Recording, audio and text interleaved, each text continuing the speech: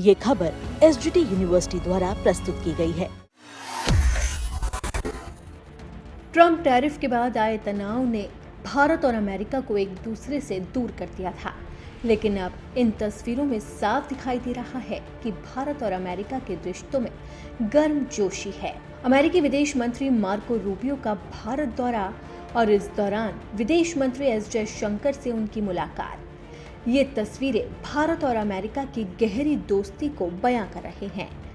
लेकिन इससे भी ज्यादा अमेरिका के राष्ट्रपति डोनाल्ड ट्रंप ने जब पीएम मोदी को लेकर बयान दिया तो उसने ये साफ संकेत दे दिया कि भारत और अमेरिका एक दूसरे के साथ खड़े हैं।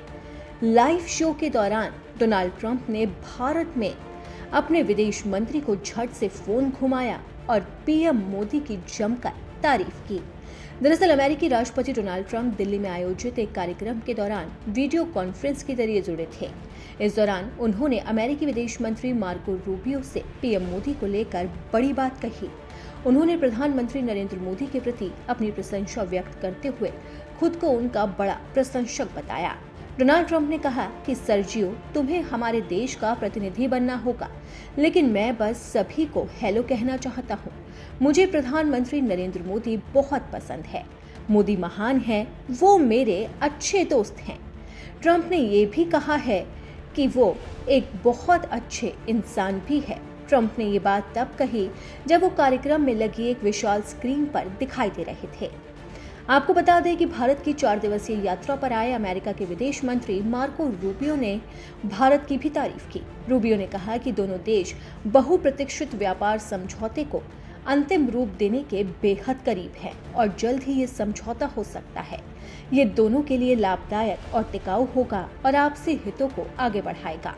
वार्ता के दौरान विदेश मंत्री एस जयशंकर ने रूबियो के साथ में डोनाल्ड ट्रंप प्रशासन की ओर से ग्रीन कार्ड समेत वीजा और आव्रजन नीतियों में किए गए बदलावों पर भारत की चिंताओं को सामने रखा और कहा कि इस नए दृष्टिकोण से विधि सम्मत आवाजाही पर प्रतिकूल असर नहीं पड़ना चाहिए। रूबियो ने जयशंकर के साथ व्यापक बातचीत भी की।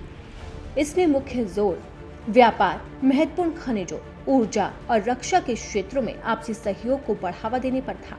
जयशंकर के साथ संयुक्त प्रेस वार्ता में उन्होंने कहा कि हमारे व्यापार प्रतिनिधि बहुत जल्द यहां आएंगे। हाल ही में प्रतिनिधिमंडल अमेरिका में था, हमने जबरदस्त प्रगति की। जयशंकर ने कहा कि हमने आपसी और परस्पर लाभकारी व्यापार से जुड़े अंतरिम समझौते के अंतिम मसौदे को जल्द से जल्द पूरा करने के महत्व पर बात की है। ये व्यापक द्विपक्षीय व्यापार समझौते की दिशा में एक महत्वपूर्ण कदम होगा।